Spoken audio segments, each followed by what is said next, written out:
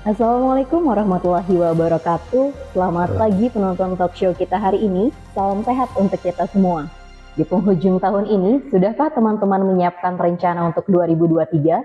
Berbicara soal rencana, pemerintah Provinsi Kalimantan Selatan tentu sudah menyiapkan langkah untuk menyambut 2023. Di tengah berbagai tantangan seperti ekonomi, kesehatan, lingkungan, dan lainnya. Apa yang menjadi prioritas pembangunan Pemprov Kalsel di tahun 2023? Bersama saya Adel, kita akan mencari tahu lewat dua narasumber kita, yaitu Bapak Aryadi Nor selaku Kepala Badan Perencanaan Pembangunan Daerah Provinsi Kalimantan Selatan, dan Bapak Muhammad Muslim selaku Kepala Dinas Komunikasi dan Informatika Provinsi Kalimantan Selatan. Selamat pagi Bapak. Selamat pagi, salam sehat. Sehat Pak ya? Oke. Saya ke Pak Aryadi dulu. Sebelum masuk ke rencana 2023 nih Pak, boleh direfleksikan sedikit perkembangan pembangunan yang menjadi prioritas di tahun 2022. Terima kasih Mbak Adil. Alhamdulillah kami bisa hadir di sini. Ya, terima kasih kembali Bapak. Di sepanjang tahun ini 2022 beberapa hal perkembangan ekonomi dari sisi ekonomi kita. 2022 lebih baik dari 2021. Jadi tahun 2021 itu hanya 3,48% ya. Nah sekarang diperkirakan 2022 itu sudah 5%. Ya. Itu laju pertumbuhan ekonomi kita. Yang mana dilihat dari laju pertumbuhan ekonomi triwulan 1 sampai 3 itu lebih baik dari tahun triwulan 1 tahun 2022. Laju pertumbuhan ekonomi kita sebesar 3,51%. Ya. Kemudian triwulan 2 2022 sebesar 5,81%. Nah pertumbuhan ini didukung oleh membaiknya konsumsi rumah tangga, ya. Kemudian dengan terkendalinya pandemi COVID, ya, sehingga pembatasan sosial sudah minim, ya, serta mulai banyak pertemuan langsung, ya. Kemudian dukungan dari kinerja ekspor juga besar, ya. Masih terjadinya perang Rusia dan Ukraina, ya, sehingga banyak negara yang krisis energinya dan akhirnya mengambil alternatif untuk meningkatkan penggunaan batu bara dari Indonesia. Jadi satu sisi ini jadi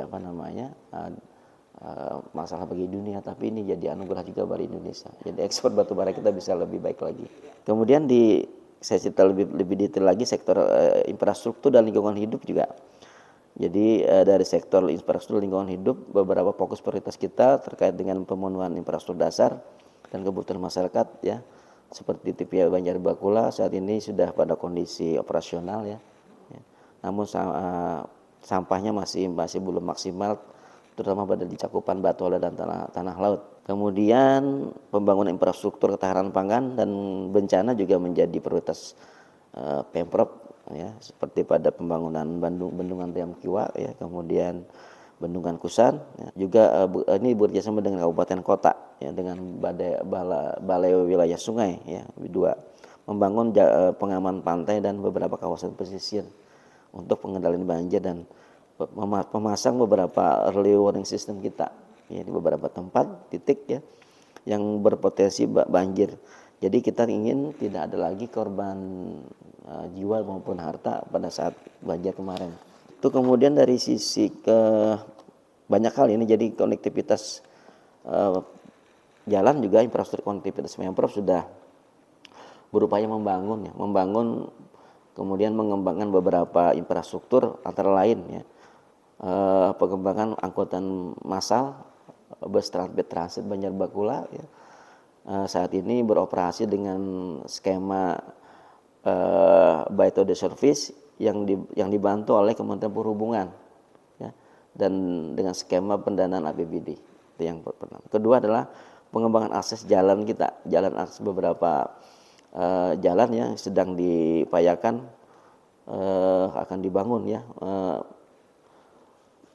terutama di akses jalan bandara melalui Jalan Ayani, itu juga. Kemudian Jalan Mataraman Sungai Ulin sebagai alternatif akses menuju Banuanam juga sudah operasional di tahun 2022 ini. Kemudian penyelesaian jalan akses ke makam Syekh Asad Al-Banjari. Kemudian kita sudah juga membuat multi-use project untuk pembangunan Tugu Palno, ya, itu dimulai groundbreakingnya sudah dilakukan di 2022 ini. Kemudian termasuk juga pembangunan masjid ya, yang sudah diharapkan bisa selesai 2024. Masjid Pemprov di kawasan Pemprov, alhamdulillah sudah dijamin penganggarannya di APBD 2023 dan 2024. Jadi, nah, terakhir terkait dengan pembangunan manusia kita ya, IPM kita hari ini 2022 capaiannya ya itu 71,84. IPM ini penting karena memang ini mewakili kemajuan sektor pendidikan ya, kemudian kesehatan dan ekonomi masyarakat di IPM kita itu. Nah, target 2023 kita mungkin sampai pada 73 nanti 2023 nanti. Ini juga tantangan kita untuk mencapai hal tersebut. Selain IPM kita juga ingin ada pengentasan kemiskinan ekstrim ya. Jadi kalau kita bicara hari ini kemiskinan kita terkecil nomor 2 di Indonesia 4,49% ya, di bawah Bangka Belitung. Namun di beberapa istilah tingkat level kemiskinan itu ada 4 level. Level pertama itu adalah level kemiskinan relatif, absolut, ekstrim dan kronis. Nah, ya jadi ekstrim dan kronis ini yang jadi PR nasional sebenarnya. Sesuai dengan Impres nomor 4 tahun 2022 oleh Pak Jokowi, Indonesia harus bebas dari kemiskinan ekstrim tahun 2024 ya. Nah, ini sudah dimandatkan ke seluruh Indonesia, meskipun Kalsel bukan lokus prioritas untuk kemiskinan ini, tapi kita ingin berupaya untuk berkontribusi bagaimana nasional bisa memenuhi angka kemiskinan ekstrimnya dan Kalsel bisa berkontribusi besar di sana ya. Kita ikut juga jadi membantu dan mensupport agar 2024 orang miskin ekstrim tadi itu sudah entas di bumi Indonesia. Ini beberapa refleksi 2022 ya. Nanti dari refleksi ini kita akan coba bagaimana proyeksi ke 2023 ke depan. Berarti secara umum bisa dikatakan apa yang menjadi target di 2022 baik kesehatan, lingkungan, sosial dan lainnya mungkin itu bisa dijalankan dengan baik. Kita bersyukur karena secara grafik kita cenderung membaik ya, dan ini ada tren bagus bagi Kalsel sendiri dan memberikan trigger ya agar kita terus berupaya pencapaian ini tidak hanya sekedar progres yang relatif stuck gitu ya, tapi kita harus membuat lompatan pencapaian yang lebih baik lagi ke depan 2023. Sudah dijabarkan oleh Pak Aryadi bagaimana capaian kita di tahun 2022. Sebagai humas nih Pak, bagaimana Bapak melihat partisipasi masyarakat terhadap pembangunan atau kemajuan Kalsel di tahun 2022? Ya, tentu Diskominfo itu adalah salah satu punya urusan dan bertugasnya sebagai mengkomunikasikan terhadap masyarakat. Jadi mengkomunikasikan ke publik baik satu arah maupun dua arah gitu ya, terhadap apa yang direncanakan dan apa yang dihasilkan dalam konteks pembangunan di Provinsi Kalimantan Selatan khususnya. Tadi yang disampaikan oleh Pak Kaban itu adalah capaian-capaian yang sudah dilakukan. Tentu ini harus dikomunikasikan, keberhasilan dari pemerintah, kemudian bagaimana rencana-rencana ke depannya. Nah, kita harus mendorong agar partisipasi masyarakat ini sebanyak-banyaknya. Dalam rangka apa? Dalam rangka memberikan masukan, memberikan saran, bahkan kritik begitu ya. Sehingga peran serta masyarakat ini dalam konteks pembangunan ini akan jauh lebih memberikan dorongan dan masukan berharga bagi konteks pengambilan keputusan ya, di dalam pemerintah. Oleh karena itu berbagai media yang kita kelola. Salah satunya aspirasi itu kita kelola melalui lapor paman. Ya. Nah, upaya inilah untuk mendorong adanya aspirasi, partisipasi, saran terkait dengan pembangunan di Kalimantan Selatan. Nah, ini yang penting. Memang tidak mudah. tidak mudah untuk membangun itu. Oleh karena itu kita mensosialisasikan berbagai media tadi agar peranan masyarakat untuk memberikan masukan tadi semakin banyak. Dan di lapor paman itu setiap tahun kita dapat masukan, saran, opini begitu ya, aspirasi ratusan itu ya tiap tahun. Nah ini yang dikelola baik langsung direspon ya oleh SKPD terkait maupun oleh unsur pimpinan kita secara langsung. Nah, ini peranan kehumasan kita.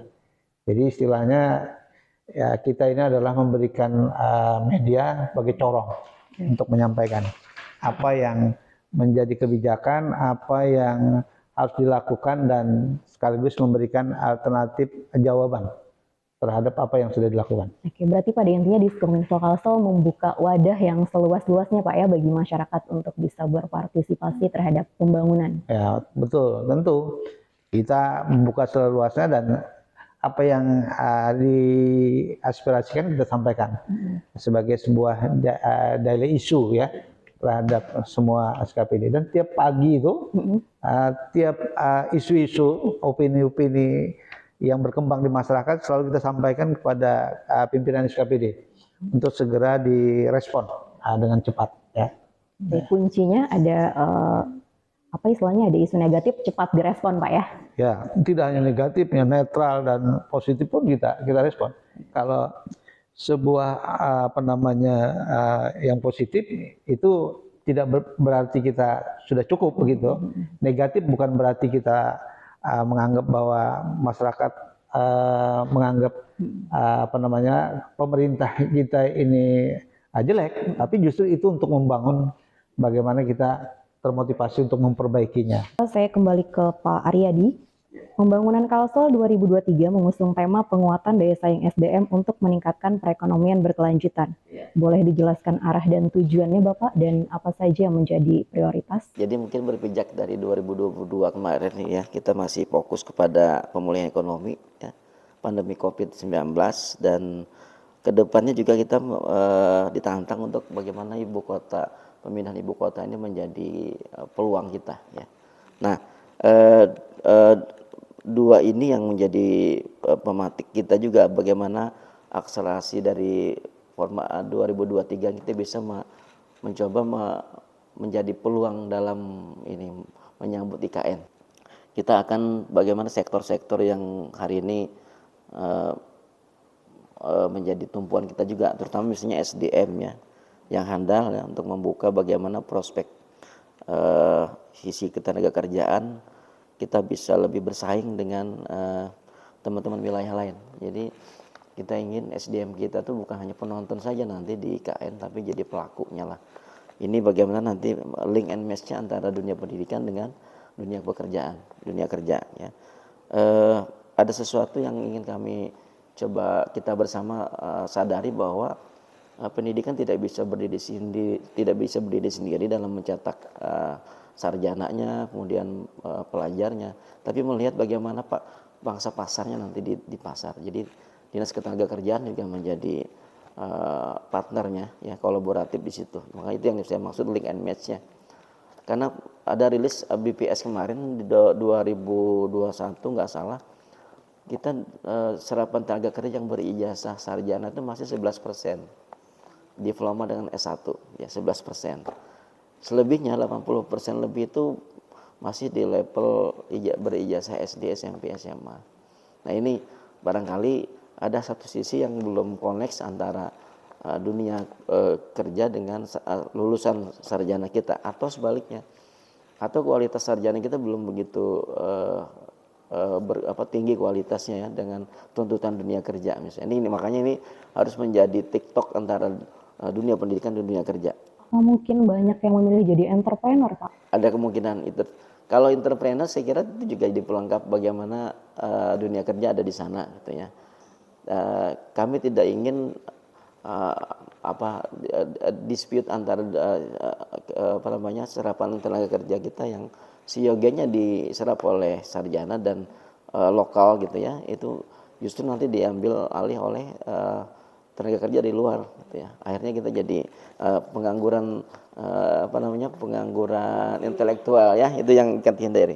Nah ini kemudian arah tujuan yang dimaksud ya, bagaimana kualitas sumber daya manusia yang diukur mengenai peningkatan IPM tadi ya. IPM tadi jadi indikator, salah satu indikator lah bahwa kita maju di Kalsel.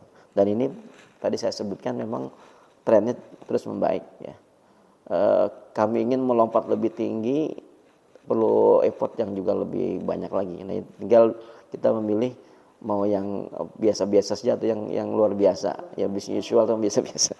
Ini pilihan. Tapi kami terus mencalon teman-teman di dinas maupun di SKPD agar atau swasta untuk berperan serta aktif untuk ada lompatan-lompatan IPM yang lebih baik lagi ke depan. Kemudian beberapa hal yang lebih kita fokuskan ya, kita detailkan di Fokus 2023 dalam dari sisi kesehatan, pendidikan dan keterampilan tadi ya. Kalau saya ungkap satu persatu detail sekali ini ya. Kemudian ada bagaimana usaha mikro kecil dan UMKM tenaga kerjaan juga terus kita angkat karena usaha mikro ini yang paling terdampak dari COVID kemarin, dan kita ingin menumbuhkan lagi tapi dalam bentuk yang sudah ke era digitalisasi ya. Digitalisasi UMKM sudah saatnya lah kita pilih untuk bagaimana dia bisa meningkatkan atau men-scaling up skala usahanya ya, dan mungkin coverage dari pemasaran juga lebih luas lagi dengan area digitalisasi ke depannya. Kemudian investasi dan hilirisasi industri pertanian dan pariwisata ke depan. Di sektor ini yang menurut kami perlu dorongan yang kuat lagi ya. Jadi di RPJPD kita itu 2025 berakhir ini, Kalsel itu maju dalam pedagang jasa berbasis agroindustri. Jadi kami ingin sisa waktu ini kita harus betul-betul visi daerah tadi yang 20 tahun tadi, RPJPD kita betul-betul nyata hasilnya ya. Di pertanian kita harus punya pabrikasi gitu ya, pabrik-pabrik katakanlah hortikultura, katakanlah untuk tanaman jeruk misalnya di Batolo bisa ada pabrik Palpi Oren misalnya. Kemudian di perkebunan kita sudah masuk kepada hilirisasi di Indonesia baru 5 yang level CPO untuk kalau di Malaysia sudah 9. Jadi ini perlu ada improve lagi teknologi inovasi dari sektor perkebunan untuk merubah CPO itu menjadi produk turunan yang lebih banyak lagi. Diversifikasi produk lah. Di peternakan juga demikian. Kita surplus daging misalnya, daging sapi, tapi kita belum punya pabrik untuk pengolahan sosis misalnya, yang ada added value-nya ada di sana. Tanah laut salah satunya. Jadi jangan hanya mengandalkan bahan mentah saja. Di Dinas Kelautan Perikanan juga kita punya potensi ikan gabus yang bisa diolah menjadi albumin. Ya. Hari ini masih dalam home industry ya, skalanya home industry. Kita harus mengangkat scaling up menjadi usaha pabrikan. Dan ini nilainya luar biasa untuk kesehatan, untuk kosmetik dan seterusnya. Dan kita punya potensi itu. Nah, tinggal bagaimana teman-teman Dinas Kelautan Perikanan bisa menjadi prioritas ya. Kemudian pariwisata, ini penting saya sampaikan terkait dengan Geopark Meratus nih ya.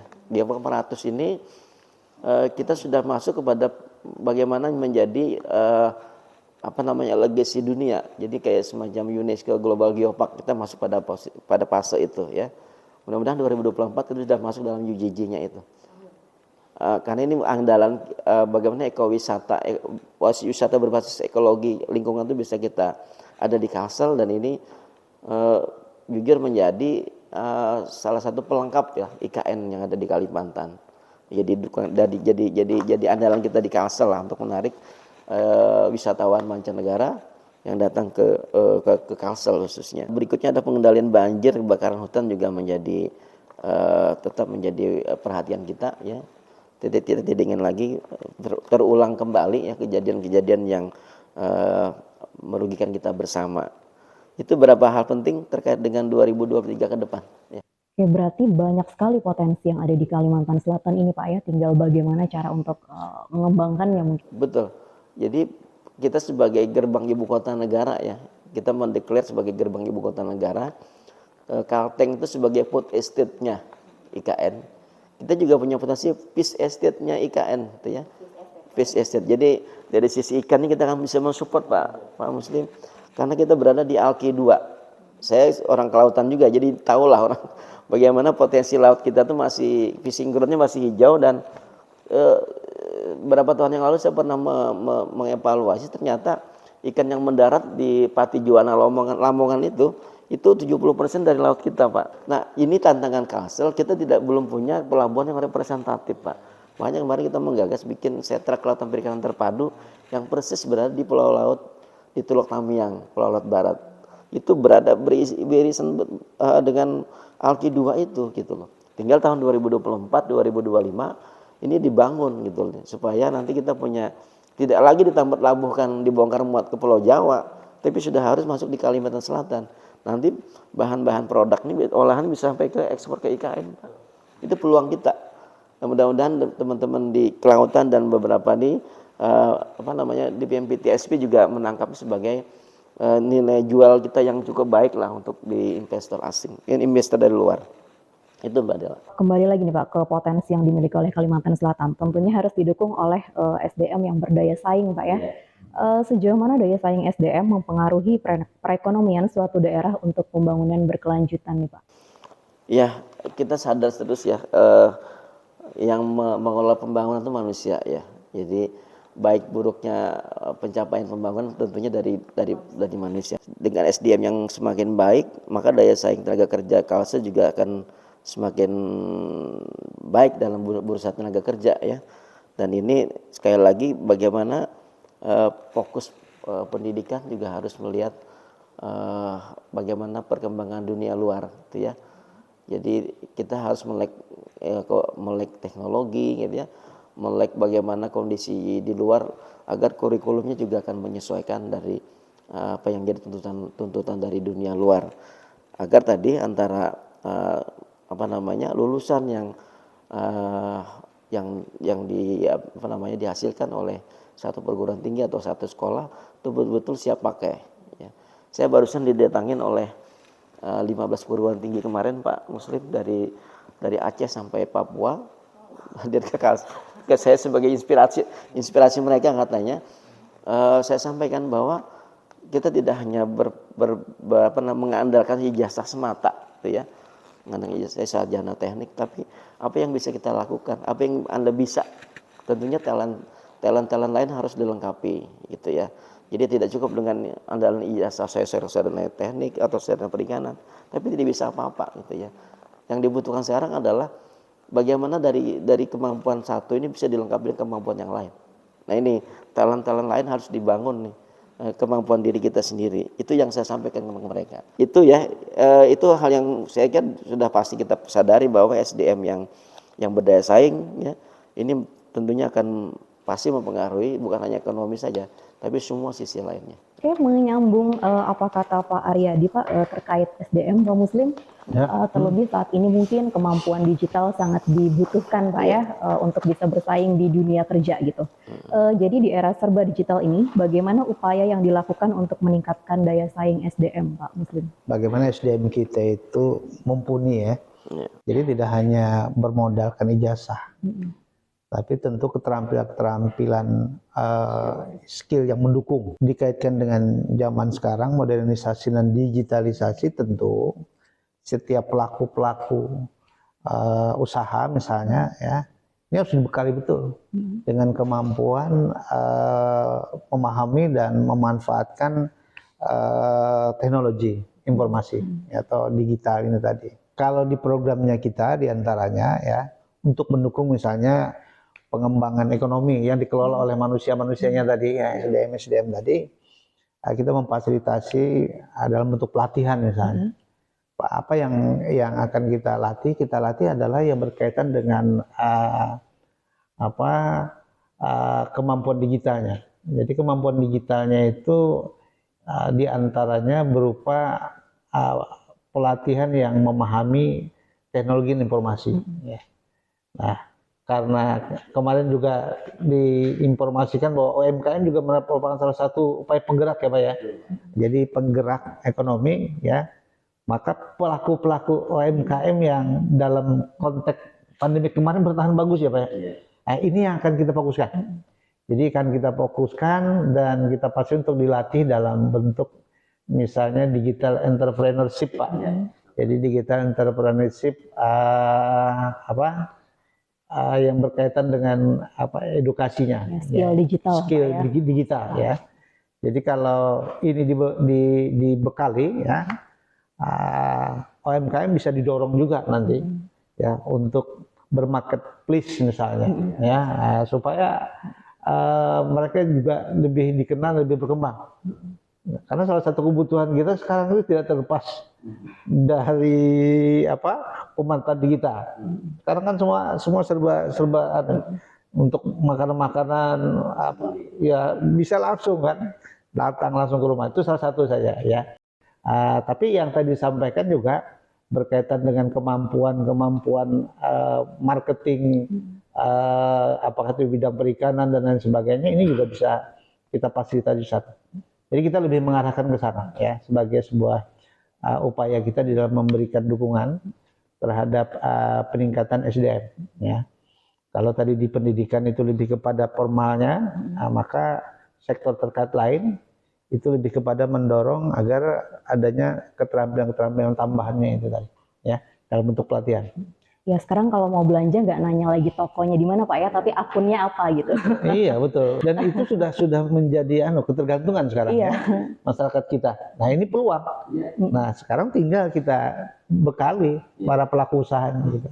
Ya mungkin juga tidak harus Diskominfo yang membina langsung ke person to person gitu Pak ya, tapi mungkin bisa Diskominfo menjalin hubungan dengan komunitas, komunitasnya itu mungkin yang menjangkau masyarakat. Gitu. Iya betul. Jadi kita lebih kepada memfasilitasi ya. Tentu sesuai dengan kewenangan masing-masing. Kemudian teman-teman komunitas di masyarakat seperti relawan-relawan teknologi informasi ya, mereka juga punya andil yang besar. Oleh karena itu salah satu upaya kita adalah dengan meningkatkan kerjasama atau kemitraan dengan relawan-relawan seperti itu ya, untuk mendorong, memberikan kesempatan kepada para pelaku ekonomi ya untuk meningkatkan kemampuan sumber daya manusianya begitu. Nah, kita memberikan fasilitasi untuk meningkatkan kompetensi itu melalui bisa workshop, bisa pelatihan tadi ya. Oke. Pak Aryadi, kalau kita bicara peluang sepertinya banyak sekali Pak ya yang bisa dimanfaatkan gitu. Apa nih Pak yang menjadi tantangan terbesar pembangunan Kalsel di tahun 2023 nantinya? Terjadi Rusia Ukraina ya. Jadi ini masih menghantui di 2023 ya. Kemungkinan ada resesi juga terjadi di situ, inflasi juga terjadi di situ ya. Dan kita harus mampu bagaimana antisipasi itu ya. Kemungkinan kelesuan dalam ekspor misalnya ya.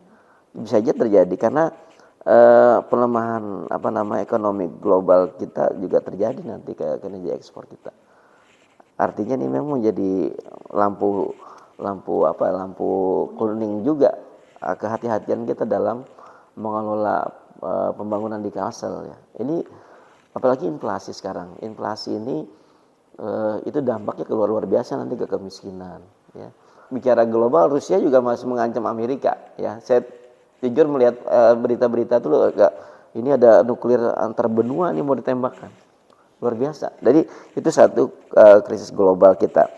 Tapi yang di depan mata kita adalah bagaimana tadi pengentasan kemiskinan ekstrim juga jadi tantangan kita, kemudian beberapa indikator kesehatan masyarakat, stunting dan seterusnya itu jadi tantangan juga ke depan.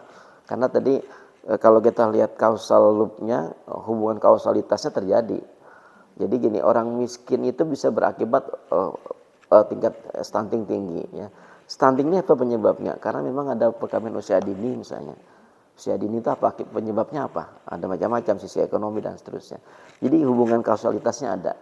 Semua faktor ini harus kita mixkan dan kita ingin ada treatment yang tepat ya. Kalau kita ingin mengentaskan kemiskinan, maka akar masalahnya apa tadi? Apa karena dia ekonominya kah? Apa karena dia sebagai kulturnya yang ada di sana? Jadi itu harus tepat dan bisa menyentuh semua sisi tadi. Stunting kita tembak dalam arti nanti kita berdampak kepada katakanlah kesehatan masyarakat lebih baik lagi, sehingga daya saing kerja juga lebih baik lagi untuk menjadi sumber pendapatan yang lebih baik ke depan. Banyak hal yang menurut kami tantangan. Jadi bagaimana jalan infrastruktur kita nih, jalan Banjarbaru Batu Licin sudah harus jadi, jalan bypassnya ya. Ini tantangan kita juga karena memang ini akan mengefisienkan.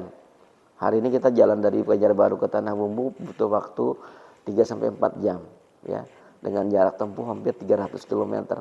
Tapi nanti kalau jalan bypass ini jadi, itu menghemat jarak tempuhnya hampir 150 kilo saja. Waktu tempuhnya hampir 1,5 jam sampai. Jadi menghemat nanti arus orang dan barang dan efisien. Ini tantangan kita dan kami berupaya untuk pemerintah pusat untuk membangunkan ya, untuk melengkapi jalan tersebut. Kita sudah banyak sekali anggaran yang sudah kita gelontorkan untuk membangun jalan tadi. Itu yang pertama. Yang kedua adalah terkait dengan infrastruktur mendukung ketahanan pangan juga ya. Kemudian pemenuhan infrastruktur dasar ya. Dasar dalam arti ada beberapa kabupaten yang capaian air minum maupun air limbahnya di domestik di bawah rata-rata ya. Ini terkait dengan kesehatan. Kemudian pengolahan persampahan juga. Kemudian bagaimana kawasan-kawasan lain yang bisa dikembangkan, terutama kawasan industri di Jorong juga harus bisa operasional.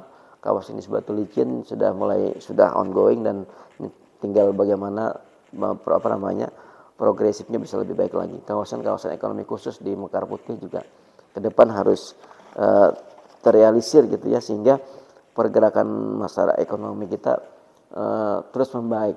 Termasuk tadi SDM kita harus betul-betul secara simultan pergerakannya dengan perkembangan ekonomi kita. Ini kita tantangan ke depannya yang harus kita antisipasi di dalam rencana kerja 2023.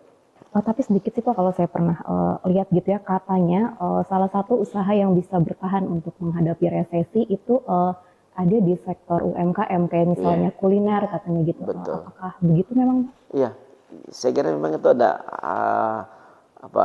dia berdampak sedikit ya, berdampaknya juga ada dalam arti kalau UMKM itu tidak bergerak ke arah digitalisasi gitu ya, tentunya dia kan terbatas juga dalam memasarkan produknya.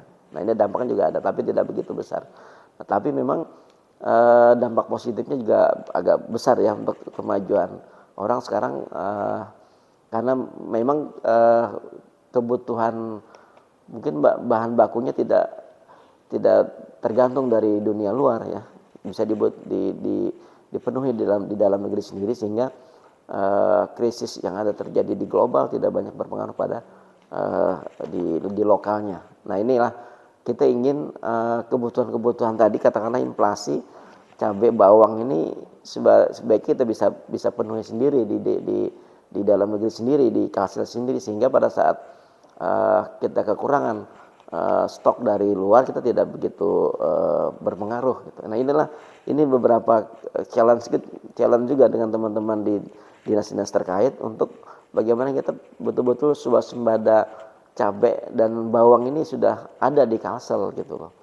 Ada rekayasa genetik dan seterusnya lah. Bagaimana intensifikasi kita lakukan gitu ya, sehingga inflasi yang dipicu oleh bawang dan cabai ini sudah tidak terjadi lagi di Kalsel. Termasuk dengan komoditas lainnya, gabus, haruan gitu ya, walaupun tidak masuk dalam kriteria penyumbang inflasi lagi. Tadi disampaikan paling tidak ya, ada 6 isu ya, 6 isu pembangunan yang akan kita kawal untuk kita komunikasikan dan publikasikan. Di antaranya meningkatkan kualitas SDM yang unggul ya. Nah ini bagaimana kita mengkomunikasikan upaya-upaya yang dilakukan pemerintah. Kemudian bagaimana mengoptimalisasikan misalnya struktur industri, sektor industri maksud saya, UMKM dan lain sebagainya. Ini juga kita komunikasikan, kita informasikan seluruhnya kepada masyarakat. Begitu juga memperkuat infrastruktur tadi yang disampaikan. Jadi semua isu tadi, termasuk diantaranya adalah isu yang kena mewujudkan Kalsel sebagai gerbang IKN tadi. Nah strategi kita tentu adalah satu, bagaimana kita memanfaatkan semua sarana prasarana yang kita punya, media-media yang kita punya. Kita punya media luar ruang, kita punya media sosial, dan punya media seperti media center seperti itu. Ini kita manfaatkan semua untuk menginformasikan dan mengkomunikasikan kepada masyarakat kita, ya, terhadap isu-isu pembangunan yang ada di Kalimantan Selatan tadi, ya. Kemudian juga kita mengembangkan kemitraan, ya, kemitraan dengan berbagai pihak dalam konteks tadi membangun bagaimana berita-berita positif tadi. Kemudian juga kita berupaya untuk melakukan di berbagai kesempatan untuk mengkreasikan dari konten-konten yang bisa kita sampaikan supaya mudah, dan juga memanfaatkan berbagai influencer misalnya, ya. Dalam apa? Dalam mensosialisasikan apa yang sudah dilakukan oleh pemerintah. Nah, biasanya kerja begitu banyak, tetapi ternyata itu tidak pernah tersampaikan, sehingga terpublikasi, sehingga dianggap oh ini pemerintah sudah kerja. Nah, oleh karena itu ini tugas kami lah, ya, Diskominfo, bagaimana nanti bersama-sama dengan teman-teman SKPD untuk menyampaikan apa yang sudah dilakukan. Nah, bukti-bukti itu kan sudah banyak, kita banyak penghargaan juga. Kemudian capaian-capaian kinerja, kemudian juga capaian-capaian IKM kita juga semakin meningkat. Itu sebenarnya merupakan adalah upaya atau sebuah proses dari sebuah kinerja. Nah, tugas kita adalah menyampaikan, dan teman-teman OPD lainnya yang sekarang kita dorong. Ini apa yang Anda sudah lakukan. Nah, ini yang akan kita komunikasikan ke publik sehingga mereka tahu, ya, oh ini pemerintah sudah melakukan ini loh. Nah, kelemahan kita berkomunikasi dengan publik itu adalah mungkin lambat kita menyampaikan. Sehingga mereka tidak tahu nih, ya, ada sebuah isu kita juga tidak merespon, ini juga jadi masalah. Nah, inilah yang sekarang kita akan kawal, karena begitu banyak sudah yang direncanakan, ya, bahkan dari 6 isu penting tadi, ini saya kira ini merupakan sebuah visi yang boleh dikatakan sudah sangat optimal dalam meningkatkan dan memfasilitasi agar kesejahteraan masyarakat Banua ini bisa tercapai dalam konteks kepemimpinan yang kedua dari Paman Beden ini, ya. Nah, begitu banyak sebenarnya sudah yang dilakukan, tapi masyarakat mungkin banyak yang belum tahu ini. Nah, inilah tugas kita. Gitu ya, mudah-mudahan di 2023 gitu kita bisa lebih cepat dan Diskominfo siap, Pak, ya, untuk mengawal RKPD. Gitu. Betul, bahkan kita pun mensosialisasikan sampai ke pesisir, ke pinggir-pinggir atau dari aliran sungai. Kemarin 2 minggu yang lalu kita melakukan sosialisasi ke Acacil dan Paman Pasar Terapung, Pak. Nah, untuk menyampaikan ini loh aspirasi atau istilahnya apa kadang nampian kehendaki bisa disampaikan melalui lapor Paman itu. Nah, kan dari beberapa pembangunan misalnya yang kemarin melalui adanya keluhan di Sungai Lulut misalnya dalam beberapa tahun yang lalu, Pak. Di sana katanya begitu macet karena jembatannya kecil dan sebagainya. Nah, laporan itu masuk, pimpinan kita, Pak Gubernur, cepat merespon dengan mengkoordinasikan dengan 2 wilayah, Banjarmasin, Wali Kota Banjarmasin dan Bupati Banjar, kan, untuk segera hanya dalam waktu 1 tahun sudah terbangun dan itu sangat bermanfaat, dapat mengurai kemacetan di sana dan masyarakat kita juga menjadi lebih nyaman jika dibandingkan sebelumnya, begitu ya. Tadi kita sudah berbicara soal arah dan tujuan, terus juga tantangan gitu, Pak, ya. 2022 ditutup dengan cukup banyak prestasi baik untuk Pemprov Kalsel maupun Gubernur kita Paman Birin gitu ya. Apa nih harapan Bapak terhadap Kalsel di tahun 2023? Kita kembali tidak terlena dengan banyaknya penghargaan yang menunjukkan kinerja yang lebih baik. 2023 kembali ditingkatkan sebagaimana arahan Gubernur kita. Jadi tidak mencari penghargaan. Tapi justru bagaimana bekerja dengan sebaik-baiknya, bekerja dengan gembira, tetapi memberikan kesejahteraan kepada masyarakat. apa yang dilakukan oleh pemerintah itu ya dengan menggunakan berbagai fasilitas yang ada dalam rangka adalah memberikan kesejahteraan kepada masyarakat di Banuai. Nah, oleh karena itu mudah-mudahan tahun berikutnya paling tidak berbagai target yang perlu kita tingkatkan lagi, ada peningkatan terhadap indeks SPBE kita ya. Kemudian keamanan untuk sandi kami kita juga meningkat ya. Dan memang di 2022 memang ada peningkatan dibandingkan 2021 dan sebelumnya ya. Tapi kita ingin lebih meningkatkan lagi ya.